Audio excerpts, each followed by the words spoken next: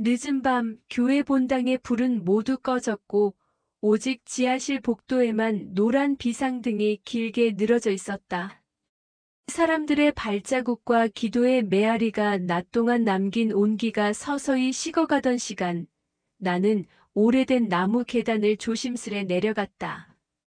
계단마다 삐걱거리는 소리가 났고 그 소리는 마치 누군가에게 우리 존재를 고하는 작은 종소리처럼 가늘게 울렸다. 지하실 문 앞에 서자 축축한 공기와 함께 오래된 찬송가 책의 종이 냄새가 섞여 들어왔다. 기도 모임이 끝난 뒤에도 쉽게 돌아가지 못하는 사람들이 드물게 있긴 했지만 이 시간까지 남아있는 사람은 거의 없다. 오늘도 예외처럼 그녀가 먼저 와 있었다. 그녀는 낡은 피아노 옆에 접이식 의자에 앉아 있었다. 등을 조금 굽힌 채 두 손을 포개고 있었고 마치 누군가에게 작은 목소리로 사과라도 하는 듯 숨을 길게 적셔내쉬었다. 천장의 백열등은 한 박자 늦게 깜빡였고 그 빛이 그녀의 눈동자에 들어갔다 나오는 순간 나는 고개를 끄덕였다. 기도를 도와주세요. 그녀가 며칠 전 처음 내게 건넨 말이었다. 그 말은 종교적 의무의 요청이 아니라 살려달라는 신호라는 걸 나는 알고 있었다. 의자를 조금 더 가까이 끌어당기며 물었다. 오늘은 어떤 마음을 내려놓고 싶은지, 무엇이 가장 무거운지. 그녀는 잠시 망설이더니 마침내 실처럼 가는 목소리로 말을 꺼냈다. 남편은 집에 있어도 집에 없는 사람이라 했다. 술병이 비워지는 속도와 대화가 줄어드는 속도가 비슷해진 지 오래라 했다. 주일에는 누구보다 큰 목소리로 아멘을 외치지만 월요일이 되면 눈길조차 나누지 않는 남자라고 했다. 그 말이 끝나기도 전에 그녀의 손등을 타고 한 방울이 떨어졌다. 나는 그 눈물을 닦아야 할지 그냥 흘러가게 두어야 할지 잠깐 망설였다. 지하실은 생각보다 따뜻했다. 오래된 보일러가 내는 미세한 진동이 바닥으로 번졌고 그 떨림이 의자를 통해 등줄기에 닿았다. 우리는 아무 말 없이 숨을 맞췄다. 오래 앉아 있으면 등받이가 살짝 기울어지며 삐걱거렸고 그 소리는 이상하게도 마음을 조금 가볍게 했다. 그녀가 다시 입을 열었다. 찬송가를 불러도 위로가 되지 않는 밤이 있어요. 노랫말이 아무데도 닿지 않는 밤이요. 그럴 때면 제 목소리가 너무 작게 느껴져요. 그녀의 말은 느렸고 정확했다. 닿지 못하는 마음의 무게가 문장마다 또렷이 걸려 있었다. 나는 피아노 위에 찬송가 책을 열었다가 다시 덮었다. 대신 그녀가 쥐고 있는 손을 살짝 감싸 쥐었다. 너무 세지도 너무 느슨하지도 않게. 그럼 오늘은 노래보다 숨을 먼저 들여다볼까요? 그녀가 고개를 들었다. 눈동자에 조명이 번졌다가 사라졌다. 숨이요? 네. 노래는 숨 위에 올라타니까요. 숨이 흔들리면 아무리 좋은 곡도 흔들립니다. 우리는 호흡을 세기 시작했다. 들이마시고 멈추고 내쉬고 쉬는 네 박. 그녀의 어깨가 박자에 맞춰 조금씩 내려앉는 게 느껴졌다. 처음엔 그저 호흡을 맞추는 일이었는데 어느 순간부터 공기는 또 다른 떨림으로 바뀌었다. 말로 설명하기 어려운 그러나 분명히 존재하는 떨림. 그녀는 입술을 아주 조금 떨었고 나는 고개를 아주 조금 끄덕였다. 그 작은 미세함들이 겹치면서 우리는 같은 문장 안에서 쉼표를 나누는 사람들처럼 가까워졌다. 괜찮습니다. 내가 속삭이듯 말했다. 그녀는 고개를 끄덕이더니 핏줄이 얇게 떠오른 손가락으로 내 손등을 한번 쓸었다. 그 감촉은 오래 머물렀다. 그때 복도 쪽에서 인기척이 났다. 누군가 내려오는가 싶어 우리는 동시에 숨을 삼켰다. 달그락 금속 문고리가 맞부딪히는 소리, 그리고 곧 멀어지는 발걸음. 아마 청소 도구실 문이었을 것이다. 우리는 아무 일도 아니었다는 듯 다시 자세를 고쳐 앉았지만 이미 지하실의 공기는 달라졌고 우리의 침묵은 더 가까워졌다. 그녀는 조심스럽게 말했다. 여긴 목소리를 높이지 않아도 되는 곳이네요. 나는 웃었다. 여긴 작은 목소리도 울림이 됩니다. 그녀는 결심한 듯 이야기의 더 깊은 층을 열었다. 왜 결혼을 지켰는지, 무엇을 이뤄왔는지, 어느 날부터 집의 소파가 자신을 거절하는 것처럼 느껴졌는지. 나는 끼어들지 않았다. 그저 고개를 끄덕이며 때로는 아주 짧게 여기 있어요라고 말해주는 것으로 충분했다. 그녀는 말했다. 제가 살아있다고 느끼는 순간이 있긴 해요. 찬송가 첫 음을 잡을 때, 아이들이 권사님하고 달려올 때, 그리고 말끝이 흐려졌다. 조용한 공기 속에서 우리는 그 나머지 말을 각자 상상했다. 어느덧 밤이 더 깊었다. 복도의 비상등조차 어두워 보일 만큼 시간이 흘렀다. 그녀는 일어나려다 다시 앉았다. 그리고 아주 낮은 숨으로 속삭였다. 오늘은 기도 말고 제 얘기만 했네요. 나는 고개를 저었다. 좋은 기도였습니다. 정말요? 네. 하나님께 솔직했으니까요. 그리고 나에게도. 그때였다. 알 수 없는 떨림이 다시 한번 우리 사이를 스쳐 지나갔다. 그녀는 눈을 감았고 나는 손을 놓지 않았다. 누가 먼저였는지 모르게 아주 짧은 신음이 공기 중에 흩어졌다. 찬송가가 시작되지 않은 밤의 지하실에서 그 소리는 죄가 아니라 구조 신호처럼 들렸다. 우리는 서둘러 자세를 바로잡았다. 아무 일도 없었다는 듯, 하지만 모든 게 일어난 듯. 그녀는 숨을 고르며 미소를 만들었다. 부끄럽네요. 나는 고개를 저었다. 부끄러움 말고 다른 이름을 줍시다. 살아있는 신호. 그녀는 그 말을 조심스레 되뇌었다. 살아있는 신호.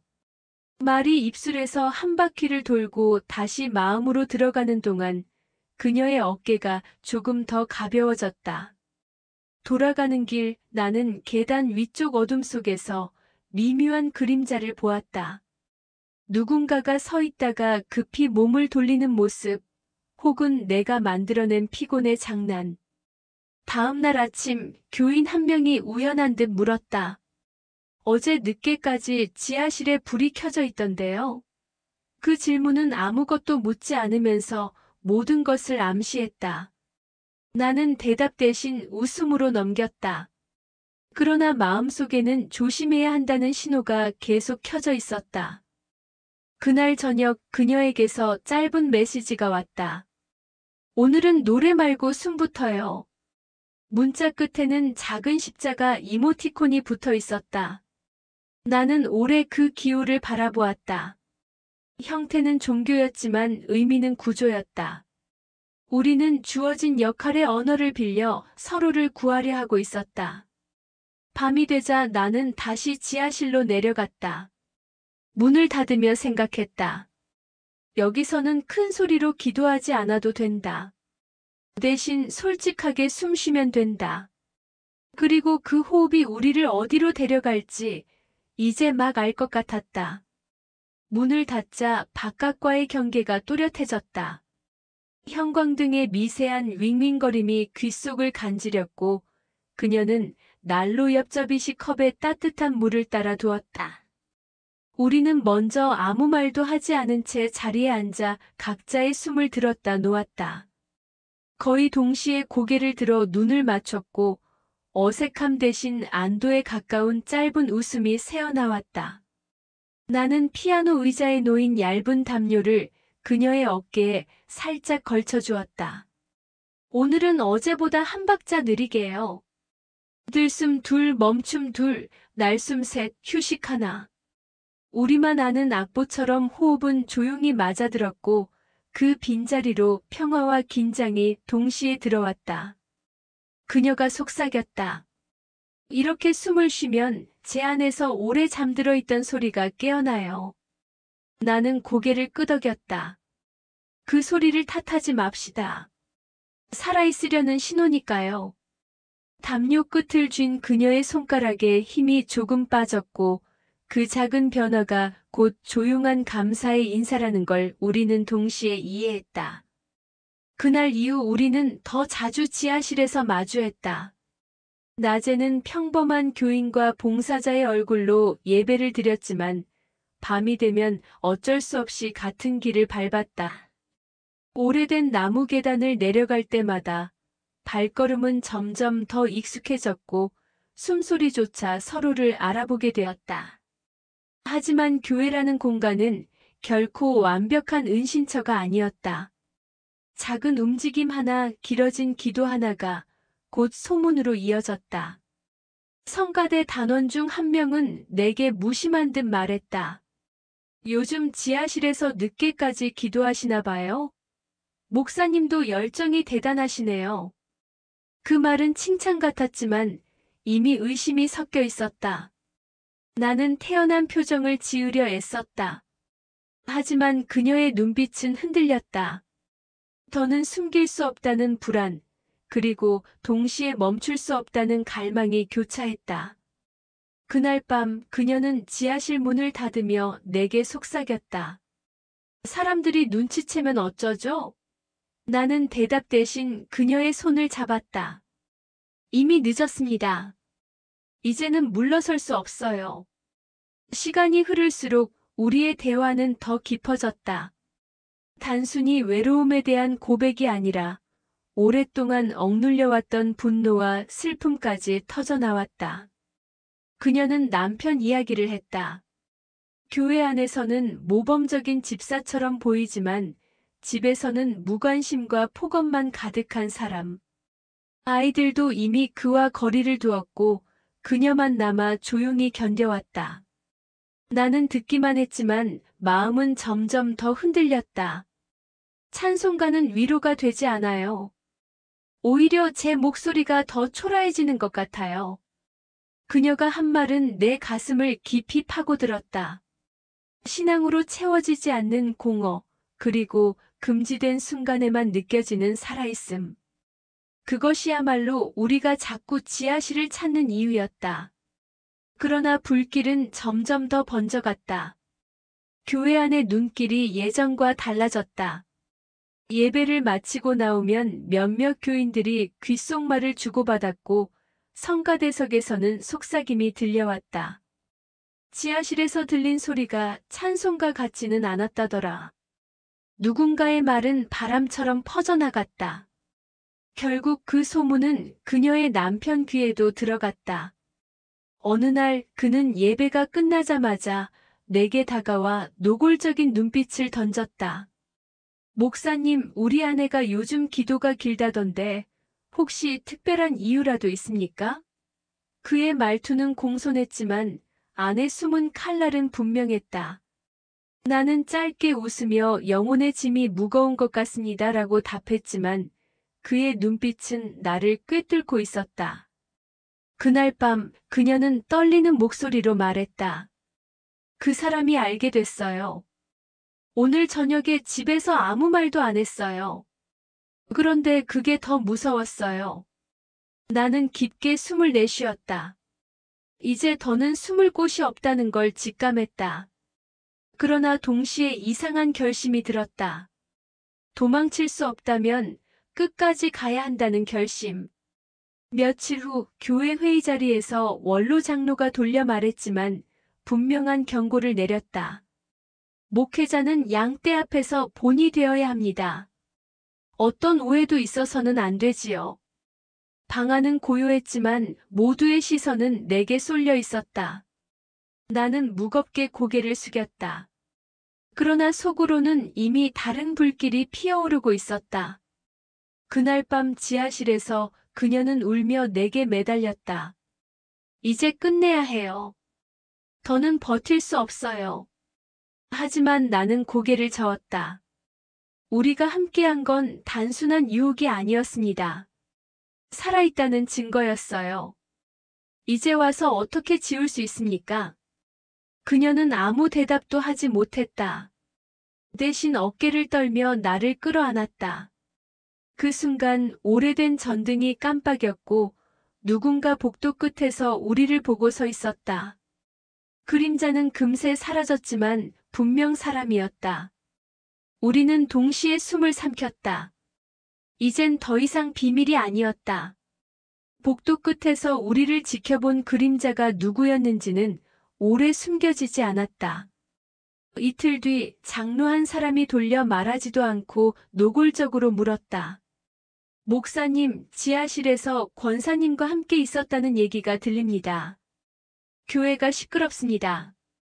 나는 순간 아무 말도 할 수 없었다.